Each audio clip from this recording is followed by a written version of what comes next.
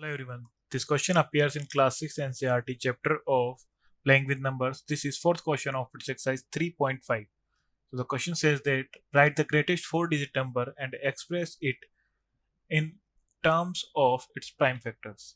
So greatest four-digit number हो जाएगा हमारे पास 9999 एंड फैक्टर हो जाएंगे इसके हमारे पास 3 into 3 into 3 11 into 101. So इसका ट्री बनेगा हमारे पास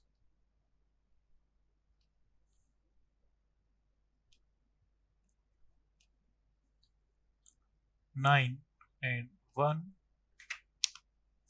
1 1 1. So 9 के हो जाएंगे हमारे factors 3 and 3 and here 11 and 101. Thank you.